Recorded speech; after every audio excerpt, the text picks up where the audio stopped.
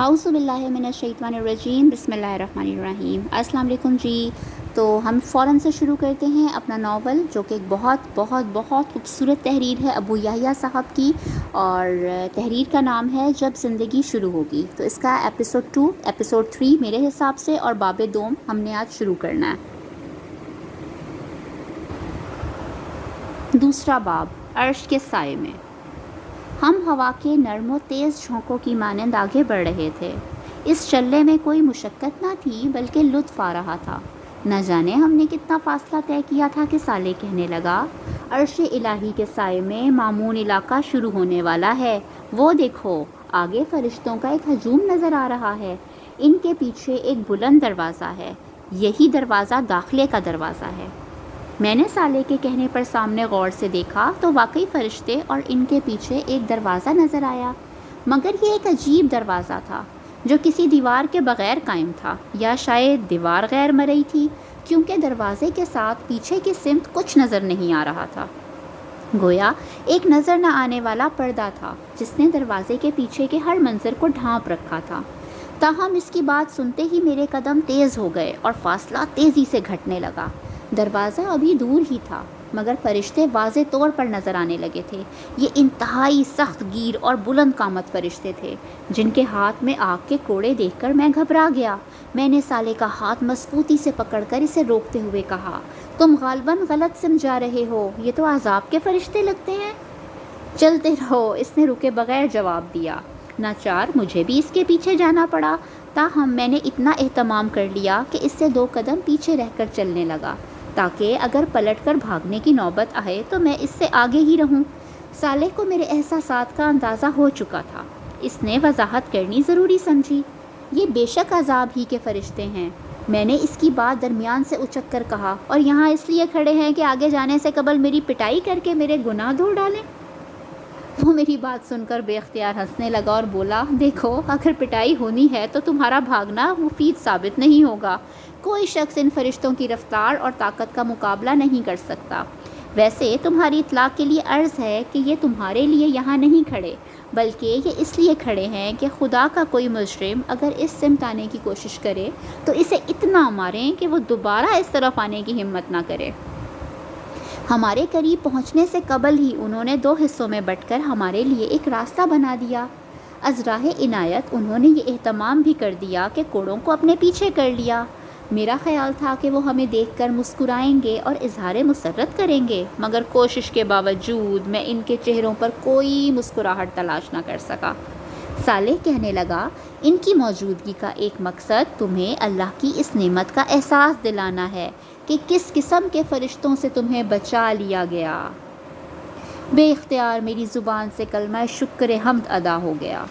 इनके बीच से गुज़रकर हम दरवाज़े के करीब पहुँचे तो वो खुद ब खुद खुल गया। इसके खुलते ही मेरी नज़रों के सामने एक पुरफ़िज़ा मुकाम आ गया। यहाँ से वो इलाका शुरू हो रहा था जहाँ अर्श इलाही की रहमतें साया फ़गन थी। रूह तक उतर जाने वाली ठंडी हवाएं और मसहूर कुन खुशबू मुझे छूने लगी थी। हम दरवाज़े से अंदर दाखिल हुए तो देखा कि दूर तक फरिश्ते कतार अंदर कतार खड़े थे। इनके चेहरे बेहद दिलकश थे, और इससे कहीं ज़्यादा खूबसूरत मुस्कुराहट इनके चेहरों पर मौजूद थी। ये हाथ बांधे मुअद्दब अंदाज में खड़े थे। हम जैसे ही इनके बीच से गुज़रे, दुआ, सलाम और खुश आमदीद के अल्फाज से हमारा खैर मकदम शुरू हो गया। इनके रवैये और अल्फाज की तासीर मेरी रूह की गहराइयों में उतर रही थी, और इनकी वजूद से उठने वाली खुशबुएं मेरे एहसासात को सरशार कर रही थीं। यहाँ दाखिल होते ही मुझे ये महसूस हुआ कि मेरे अंदर कोई गैर मामूली तब्दीली आई है, लेकिन इस वक्त मेरी सारी तवज्जो फरिश्तों और यहाँ के दिलकश माहौल की तरफ थी, इसलिए मैं ज़्यादा तवज्जो नहीं दे सका कि मेरे साथ क्या हुआ है।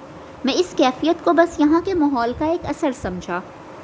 चलते चलते मुझे कुछ ख्याल आया तो मैंने साले के कान में सरगोशी की, यार, ये तो ठीक है कि ये लोग मुझे कोई निजात याफ्ता शख्स मानकर मेरा इस्तकबाल कर रहे हैं, लेकिन यहाँ मेरी ज़ाती वाकफियत तो कोई नहीं है। क्या यहाँ तुम्हारा कोई वाकिफ़ है? मेरी बात सुनकर साले हंसते हुए बोला, अब्दुल्ला, आज हर शख्स अपनी पेशानी से पहचाना जाएगा कि वो कौन है। तुम्हें इल्म नहीं, मगर तुम्हारा पूरा पूरा तारुफ तुम्हारी पेशानी पर दर्ज है। तुम देखते जाओ आगे क्या होता है। قطار کے اختتام پر کھڑا ایک وجیح فرشتہ جو اپنے انداز سے ان سب کا سردار معلوم ہوتا تھا میرے پاس آیا اور میرا نام لے کر اس نے مجھے سلام کیا۔ میں نے سلام کا جواب دیا۔ پھر وہ بہت نرمی اور محبت سے بولا، ہمیشہ باقی رہنے والی کامیابی مبارک ہو۔ میں نے جواب میں شکریہ ادا کیا ہی تھا کہ وہ دوبارہ بولا، کیا آپ آئینہ دیکھنا پسند کریں گے؟ میری سمجھ میں نہیں آیا کہ اس نے یہ بات مذاق میں کہی تھی یا سنجیدگی سے، کیونکہ اس وقت آئینہ دیکھنے کی تو کوئی معقول وجہ مجھے سمجھ میں نہیں آ رہی تھی۔ تاہم اس نے میرے جواب کا انتظار نہیں کیا، ایک فرشتے کو اشارہ کیا اور اگلے ہی لمحے میرے سامنے ایک قد آدم آئینہ تھا۔ میں نے اس آئینے کو دیکھا اور مجھے یقین ہو گیا کہ اس نے میرے ساتھ مذاق کیا تھا، کیونکہ یہ آئینہ نہیں بلکہ ایک انتہائی خوبصورت اور زندگی سے بھرپور پینٹنگ تھی، جس میں ایک خوبصورت نوجوان بلکہ شہزادہ شاہانہ لباس زیب تن کیے کھڑا تھا۔ یہ تصویر کسی بھی اعتبار سے تصویر نہیں لگ رہی تھی، بلکہ یوں محسوس ہو رہا تھا کہ جیسے آئینے کے سامنے کوئی انسان زندہ کھڑا ہو۔ میں نے اس فرشتے کی طرف دیکھا اور مسکرا کر کہا، آپ اچھا مذاق کرتے ہیں، مگر پینٹنگ اس سے زیادہ اچھی کرتے ہیں۔ مصور تو آپ ہی معلوم ہوتے ہیں، لیکن اس میں ماڈل کون ہے؟ فرشتے نے انتہائی سنجیدگی سے میری بات کا جواب دیا، پینٹر تو المصور یعنی مالک ذوالجلال ہے، البتہ ماڈل آپ ہیں۔ اس کے بعد اس نے سالے کو اشارہ کیا، وہ میرے قریب آیا اور میرا سر گھما کر دوبارہ پینٹنگ کی طرف کر دیا۔ اس دفعہ پینٹنگ میں اس نوجوان کے ساتھ سالے بھی نظر آ رہا تھا۔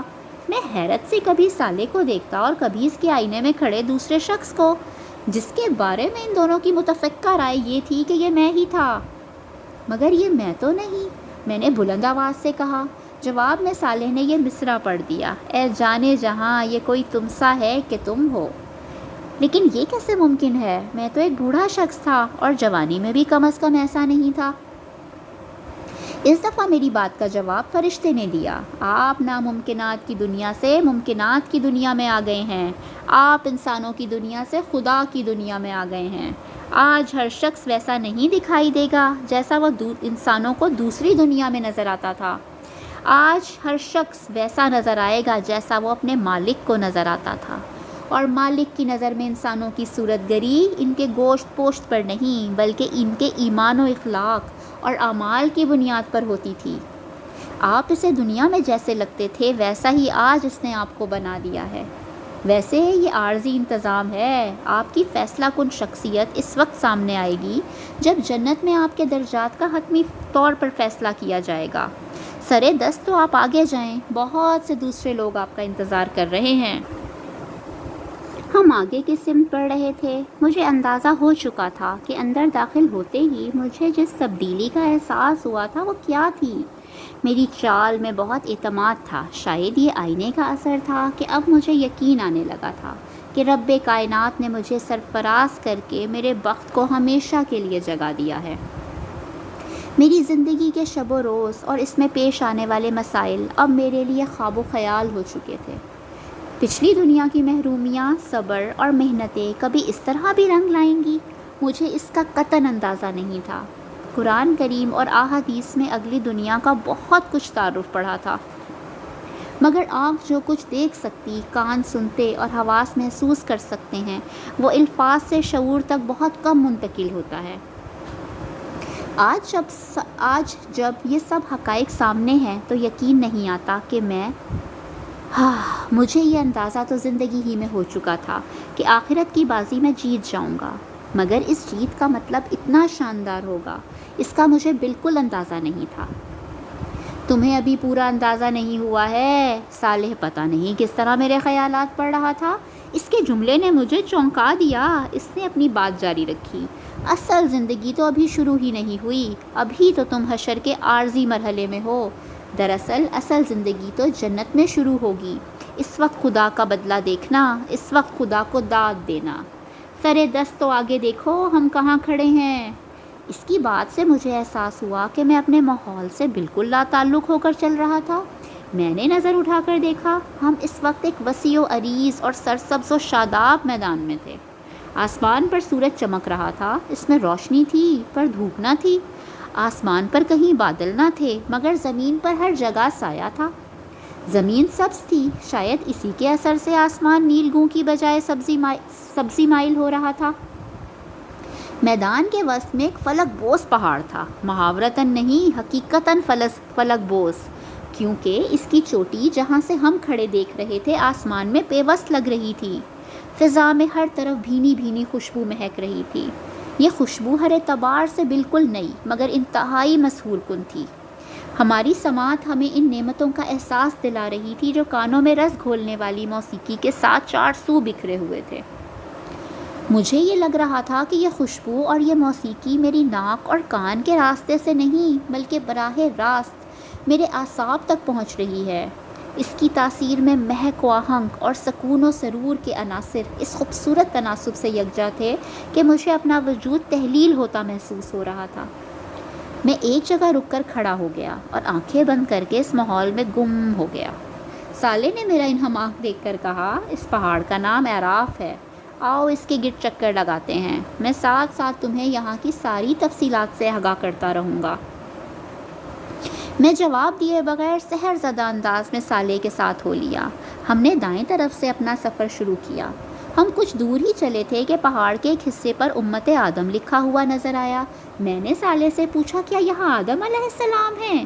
نہیں، سارے نبی پہاڑ کے اوپر بلند حصے پر موجود ہے۔ تم دیکھو گے کہ ہر تھوڑی دیر بعد اسی طرح کسی نہ کسی نبی اور اس کی امت کا نام لکھا نظر آئے گا۔ ہر امت کے نجات یافتہ لوگ، تمہاری طرح کے نجات یافتہ لوگ یہاں آ کر جمع ہوں گے۔ اس نے جواب دیا، کیا مجھے امت محمدیہ کے کیمپ میں جانا ہوگا؟ اس پر میں نے اشتیاق سے پوچھا۔ سالے نے نفی میں سر ہلایا اور بولا، ان مقامات پر نجات یافتہ لوگ کھڑے ہوں گے اور روز حشر کے اختتام پر یہیں سے جنت میں جائیں گے۔ تمہیں پہاڑ کے اوپر جانا ہوگا، وہاں سارے نبی اور ان کی امتوں میں سے وہ لوگ جمع ہیں جنہوں نے نبی کے اتباع میں لوگوں پر حق کی شہادت دی۔ یہ لوگ یہیں سے انسانوں کے بارے میں خدا کا فیصلہ دیکھتے رہیں گے۔ اسی جگہ سے انہیں انسانوں پر گواہی دینے کے لیے بلایا جائے گا۔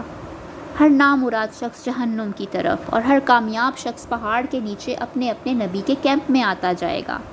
پھر ہر امت گروہ در گروہ یہاں سے جنت میں جائے گی۔ یہ وہ مقام ہے جہاں سے حشر میں ہونے والے ہر فیصلے کو براہ راست دیکھا جا سکتا ہے۔ جنت و جہنم بھی یہاں سے نظر آتی ہے۔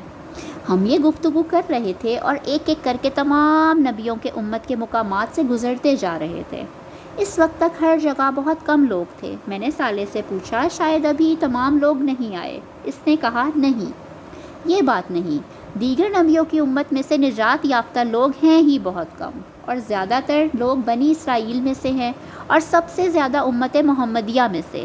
یہ دونوں کیمپ ابھی تک نہیں آئے ہیں، لیکن اس وقت تک وہاں بھی زیادہ لوگ نہیں ہیں، لیکن تھوڑی دیر پہ ہو جائیں گے۔ آؤ اب اوپر چلتے ہیں، اس پہاڑ کا چکر تو بہت طویل ہو جائے گا۔ مجھے بلند مقامات پر چڑھنے کا ہمیشہ سے ہی شوق رہا ہے، لیکن شاید یہ میری زندگی کی سب سے عجیب بلندی تھی۔ یہ بظاہر بہت بلند اور آسمان تک اونچی تھی، مگر یہاں سے ہم زمین کو اس طرح دیکھ رہے تھے جیسے چند منزل ہی اوپر کھڑے ہوں۔ نیچے سے جو جگہ ایک چوٹی لگتی تھی وہ ایک ہموار سطح مرتفع تھی، تاہم اس ہموار زمین پر تھوڑے تھوڑے فاصلے پر بلند و بالا قلعہ نما تعمیرات بنی ہوئی تھیں۔ تاہم ان کے ارد گرد کوئی دیوار تھی اور نہ ہی ان میں دروازے موجود تھے، اسی لیے باہر سے بھی اندر کا نظارہ کیا جا سکتا تھا۔ یہاں ہر طرف شاہانہ انداز کے خدم و حشم تھے۔ عالیشان تخت پر تاج پہنے ہوئے انتہائی باوقار ہستیاں بیٹھی ہوئی تھیں۔ ان کے ارد گرد اسی شان کے لوگ شاہانہ نشستوں پر براجمان تھے۔ میں نے سالے سے ان بلند تعمیرات کے متعلق پوچھا تو اس نے کہا، یہ مختلف انبیاء کی عارضی قیام گاہیں ہیں، انہی کی بنا پر اس پہاڑ کو اعراف کہا جاتا ہے۔ تم تو جانتے ہو کہ اعراف کا مطلب بلندیوں کا مجموعہ ہے۔ میں نے اس بات میں سر ہلایا۔ وہ گفتگو کا سلسلہ جاری رکھتے ہوئے بولا، تخت پر بیٹھے ہوئے حضرات انبیاء کرام ہیں اور ان کے ارد گرد بیٹھے لوگ ان کی امت کے شہداء اور صدیقین ہیں۔ صدیقین وہ لوگ ہیں جنہوں نے نبیوں کی زندگی میں ان کا ساتھ دیا، اور شہداء وہ لوگ ہیں جنہوں نے انبیاء کے بعد ان کی دعوت کو آگے پہنچایا۔ یہ سب وہ لوگ تھے جو دنیا میں خدا کے لیے جیے اور اسی کے لیے مرے۔ اسی کے صلے میں یہ لوگ آج اس عزت و سرفرازی سے ہمکنار ہوئے ہیں جس کا مشاہدہ تم اس وقت کر رہے ہو۔ کیا یہ ممکن ہے کہ انبیاء علیہ السلام سے میری ملاقات ہو سکے؟ میں نے پوچھا۔ سب سے ملاقات کا وقت تو نہیں، لیکن کچھ سے ضرور مل سکتے ہیں، اس نے جواب دیا، اور پھر ایک ایک کر کے خدا کے جلیل القدر پیغمبروں سے میری ملاقات کرانی شروع کی۔ وہ پیغمبر جو میرے لیے عظمتوں کا نشان تھے، میں ان سے مل رہا تھا۔ آدم، نوح، ہود، صالح، اسحاق، یعقوب، یوسف، شعیب، موسیٰ، ہارون، یونس، داؤد، سلیمان، زکریا، عیسیٰ، یحییٰ، اور سب سے بڑھ کر ابو الانبیاء سیدنا ابراہیم علیہ السلام۔ سب نے گلے لگا کر اور میری پیشانی پر بوسہ دے کر میرا استقبال کیا اور مجھے مبارکباد دی۔ ان جلیل القدر ہستیوں سے کچھ گفتگو کے بعد ہم آگے روانہ ہو گئے، مگر مجھے دوران گفتگو یہ احساس ہوا تھا کہ سب لوگ ایک نوعیت کے تفکر میں مبتلا ہیں۔ راستے میں صالح سے میں نے اس کی وجہ پوچھی تو وہ بولا، تمہیں نہیں معلوم اس وقت حشر کے میدان میں کیا قیامت برپا ہے۔ اس وقت ہر نبی پریشان ہے کہ انسانیت کا کیا ہوگا۔ اللہ تعالیٰ کے عذاب کی شدت اتنی زیادہ ہے کہ ان انبیاء میں سے کوئی بھی نہیں چاہتا کہ اس کی امت عذاب الہی کا سامنا کرے۔ وہ چاہتے ہیں کہ اللہ تعالیٰ لوگوں کو معاف کر دیں، مگر سرے دست اس کا کوئی امکان نہیں۔ ایسی کوئی دعا کی جا سکتی ہے اور نہ ہی اس کی اجازت ہے۔ لوگ سینکڑوں برس سے خوار و خراب ہو رہے ہیں اور سرے دست حساب کتاب شروع ہونے کا بھی کوئی امکان نہیں۔ سینکڑوں برس؟ کیا مطلب؟ ہمیں تو اندر آئے ہوئے بامشکل 1-2 گھنٹے گزرے ہوں گے، میں نے چونک کر تعجب سے کہا۔ یہ تم سمجھ رہے ہو، آج کا دن کامیاب لوگوں کے لیے گھنٹوں کا ہے اور باہر موجود لوگوں کے لیے انتہائی سخت و مصیبت کا ایک بے حد طویل دن ہے۔ باہر صدیاں گزر گئی ہیں مگر تم ابھی یہ بات نہیں سمجھو گے، اس نے وضاحت کرتے ہوئے جواب دیا۔ میں اس بات کو ہضم نہیں کر سکا، مگر ظاہر ہے میں جس دنیا میں تھا وہاں سب کچھ ممکن تھا، اور نہ جانے اور کتنی تعجب انگیز باتیں میرے سامنے آنے والی تھیں۔ صحابہ کرام اور مہاجرین و انصار حلقہ بنائے ادب و احترام سے بیٹھے تھے۔ امت محمدیہ کے اولین و آخرین کی بھی ایک بڑی تعداد موجود تھی۔ شمع رسالت کے ان پروانوں کے بیچ رسالت مآب صلی اللہ علیہ وآلہ وسلم سر جھکائے تشریف فرما تھے۔ بظاہر ہر چیز بالکل ٹھیک تھی، مگر میں محسوس کر سکتا تھا کہ یہاں بھی اسی نوعیت کا تفکر پھیلا ہوا تھا جسے میں پیچھے دیکھ آیا تھا۔ رسول اللہ صلی اللہ علیہ وآلہ وسلم اس وقت بارگاہ احدیت میں دعا کر رہے ہیں، ہمیں بیٹھ کر انتظار کرنا چاہیے۔ صالح پچھلی نشست کی طرف بڑھتے ہوئے بولا۔ ہم پچھلی نشستوں پر براجمان ہو گئے۔ یہاں سے یہ اندازہ کرنا مشکل تھا کہ آگے کیا ہو رہا ہے۔ میں نے صالح سے دریافت کیا کہ حساب کتاب کب شروع ہوگا؟ مجھے کیا معلوم، کسی کو بھی معلوم نہیں، اس نے جواب دیا۔ اس کی بات سن کر میں خاموش ہو گیا اور نشست کی پشت سے سر ٹکا کر آنکھیں بند کر کے بیٹھ گیا۔ نہ جانے کتنا وقت گزرا تھا کہ صالح کی آواز میرے کانوں میں آئی، عبداللہ اٹھو، دیکھو تم سے کون ملنے آیا ہے۔ اس کی آواز پر میں چونک کر کھڑا ہو گیا۔ سامنے دیکھا تو ایک انتہائی باوقار ہستی میرے سامنے کھڑی تھی۔ ان کے چہرے پر مسکراہٹ اور آنکھوں سے محبت کے آثار جھلک رہے تھے۔ اس سے قبل کہ صالح مزید کچھ کہتا، انہوں نے نرم لہجے میں اپنا تعارف کراتے ہوئے کہا، مرحبا عبداللہ، میرا نام ابو بکر ہے، رسول اللہ صلی اللہ علیہ وآلہ وسلم کی طرف سے میں تمہیں خوش آمدید کہتا ہوں۔ یہ کہتے ہوئے انہوں نے اپنے دونوں ہاتھ پھیلا دیے۔ میں پرجوش انداز میں ان سے بغل گیر ہو گیا۔ معانقے کے بعد وہ مجھے لوگوں سے ذرا دور لے کر ایک نشست پر جا بیٹھے۔ میں نے بیٹھتے ہی ان سے دریافت کیا، میں رسول اللہ صلی اللہ علیہ وآلہ وسلم سے کب مل سکوں گا؟ رسول اللہ صلی اللہ علیہ وآلہ وسلم اس وقت بارگاہ ایزدی میں شکر و دعا میں مصروف ہیں، تم ان سے بعد میں مل سکتے ہو۔ اس وقت بتانے کی اہم بات یہ ہے کہ اللہ تعالیٰ کی بارگاہ میں جناب رسالت مآب کی یہ دعا قبول ہو گئی ہے کہ لوگوں کا حساب کتاب شروع ہو جائے۔ اس قبولیت کی گھڑی میں تم نے بھی ایک دعا کی تھی، تم دوبارہ میدان حشر میں جا کر دیکھو اور وہاں کا احوال دیکھنا چاہتے ہو، تمہیں اس کی اجازت مل گئی ہے۔ حساب کتاب کچھ دیر بعد شروع ہوگا، تم اس وقت تک لوگوں کے احوال دیکھ سکتے ہو۔ یہ پیغام دے کر ہی رسول اللہ صلی اللہ علیہ وآلہ وسلم نے مجھے تمہارے پاس بھیجا ہے۔ یہ سن کر میرے چہرے پر خوشی کے تاثرات ظاہر ہوئے، جنہیں دیکھ کر خلیفہ رسول کے چہرے پر بھی مسکراہٹ آ گئی۔ ایک وقفے کے بعد وہ دوبارہ گویا ہوئے، باہر بہت سخت ماحول ہے سالے، اگرچہ تمہارے ساتھ ہوگا مگر پھر بھی تم یہ پیتے جاؤ، یہ مشروب تمہیں باہر کے عالم سے محفوظ کر دے گا۔ یہ کہہ کر انہوں نے پاس رکھا سنہرے رنگ کا جگمگاتا ہوا ایک گلاس میری سمت بڑھا دیا۔ میں نے دونوں ہاتھ آگے بڑھا کر یہ گلاس ان کے ہاتھوں سے لیا اور اپنے ہونٹوں سے لگا لیا۔ گلاس ہونٹوں سے لگاتے ہی ایک عجیب واقعہ ہوا۔ میں گرچہ بالکل پیاسا نہیں تھا اور نہ کسی تکلیف اور بے چینی ہی میں تھا، مگر جو تسکین مجھے ملی وہ شاید صدیوں کے کسی پیاسے کو بھی پانی کا پہلا گھونٹ پینے پر نہیں ملتی ہوگی۔ اس مشروب کا ایک گھونٹ حلق سے اتارتے ہی لذت، سیرابی، آسودگی، مٹھاس اور ٹھنڈک کے الفاظ اپنے ایسے مفاہیم کے ساتھ مجھ پر واضح ہوئے جس کا تجربہ مجھے تو کیا کسی دوسرے انسان کو بھی کبھی نہیں ہوا ہوگا۔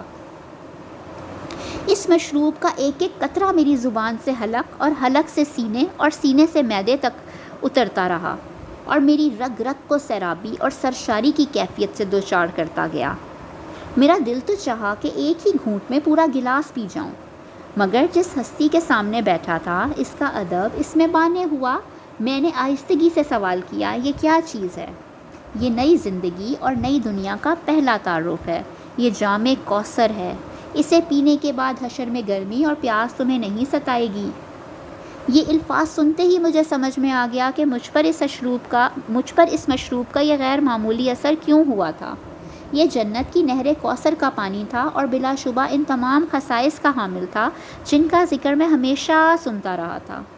اس لمحے مجھے یہ اندازہ ہوا کہ جنت کی نعمتیں کیا ہوں گی۔ پچھلی دنیا میں کھانے پینے کی لذت دو چیزوں میں پوشیدہ تھی، ایک یہ کہ انسان کو شدید بھوک اور پیاس لگی ہو اور دوسرے سے کھانے پینے کے لیے بہت لذیذ شے مل جائے، مگر جنت کی ہر شے اپنی ذات میں انتہائی لذیذ ہونے کے ساتھ ساتھ انسان کو بغیر بھوک اور پیاس کے وہ لذت اور تسکین بھی فراہم کرے گی جو صرف ایک انتہائی بھوکے اور پیاسے شخص کو ہی مل سکتی ہے۔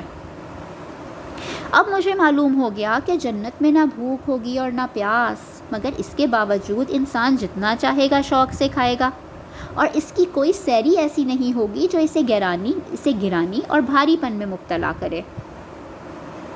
چلیں جی، یہ ہمارے دوسرے باب کا اختتام ہوا اور ہماری یہ ایپیسوڈ 3 تھی، تو اپنی خیال رکھیے گا اور انشاءاللہ نیکسٹ ویڈیو میں حاضر ہوں گے۔ چینل کو سبسکرائب، لائک اور شیئر ضرور کریے گا۔ اللہ حافظ۔